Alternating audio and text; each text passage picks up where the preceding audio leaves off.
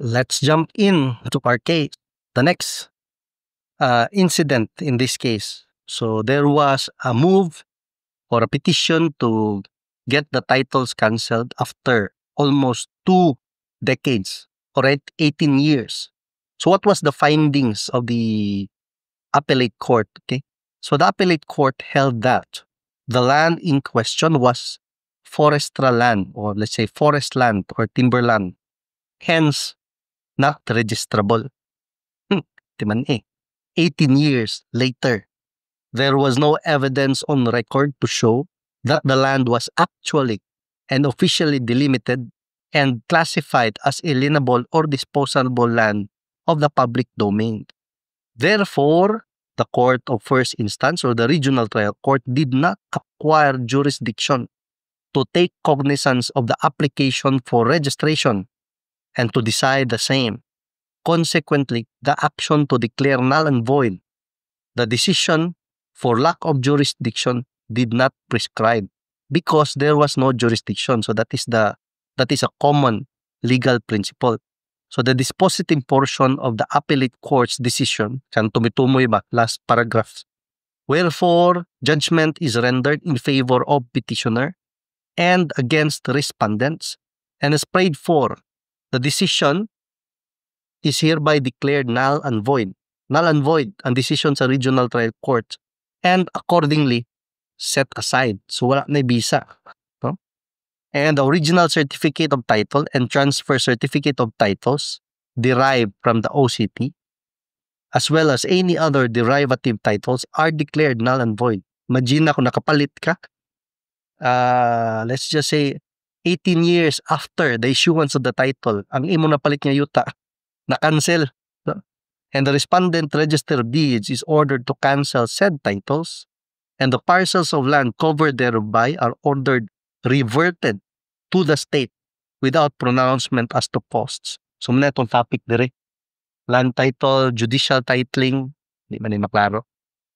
Reversion cases. So muna itong topic dire nga ano na ko guys ha, sakit yung bako. So the parcels of land were ordered reverted to the state without pronouncement as to cost. Kung ikaw tagiya sa yuta, kapalit ka, di ka mag-uol. Surprise kayo, di ba? Imagine na, 18 years later, almost 2 decades. What if nakatukod na kadag balay? What if natukod mo da building, dako na kayo na-invest for land development, and suddenly, ana lang ang resulta? It would be a nightmare, di ba? So, yeah, I will see you in the next episode and let's see kung sa stand sa petitioners for the motion for, kanifile man sila og motion for reconsideration. So as usual, since this is my advocacy, sharing the landmark cases and most recent updates, pero ang recent updates, malisod tag pangita kung ako raw sa. So muna nga, I would ask our listeners, if naaman galing, to please contribute the latest updates, laws, issuances, circulars, IRR. Pwede ninyo ma-share ang ako lang link to a gov.ph website ha, para official ba. I am asking for your contribution sa latest updates. To contribution ha, dili kwarta, link to the latest updates. So this is a co-learning channel, muna pong advocacy, how to avoid land disputes. And if you're already in a land dispute, try to find the route, choose the way towards peace, no? Kay dugay kay maman ng kaso, dugay kayo. So it would be torture to any person involved in a case unless ka nadyog ka or broken to jud ka, palahuay jud ka, trip na nimo.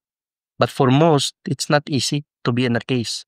So mo nang akong advocacy is how to avoid land disputes, no?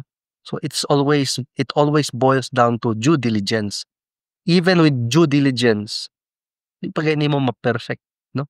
So samot na tong walay due diligence. So this is my email address. It's Juliet Alpha November Romeo Uniform Zulu Jan Ruz Law Lima Alpha Whiskey, Juliet Alpha November, Romeo Uniform Zulu, Lima Alpha Whiskey at gmail.com. Send me a link, if possible, gov.ph website. Kaya mga recent ba, 2025 na IRR, revenue regulation, circular, even naman sa mga Supreme Court circulars, mga latest, please, no? Share sa link. Di man ako na basa. So, I will try to read it so that our other brothers and sisters in this channel, pwede na ka maminaw kung dili ka ganahan magbasa. Although I would recommend you read the text, but if that is not your job, usay kapoy manggot. So at least you know, hinig-adto nimo sa imong own lawyer, hinig-hire nimo sa imong own nga counsel, you know what to ask, no? Dili kay man nga too blind to ask. So you go, you consult your own lawyer if you are in a land dispute, for sure na dinto ka mangutana sa ila. Sa ilaha sa imong abogado. And try to inform yourself before visiting your lawyer para kabalo pug ka unsay imong pangutana. Get yourself informed, no? Partly in our channel. In our channel, I will just try to recommend the direction where to look at, no? Search. So it always boils down to the gov.ph website. So try to read and learn.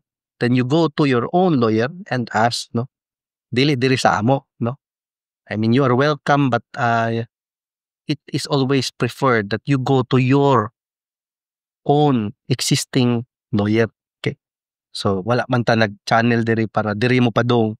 Ato intention is you can avoid litigation, you can avoid land dispute by informing yourself and going to your lawyer fully, at least you are partly informed by doing your own due diligence. Nagbasa-basa po ka. And it's all mostly in the website sa mga government agencies.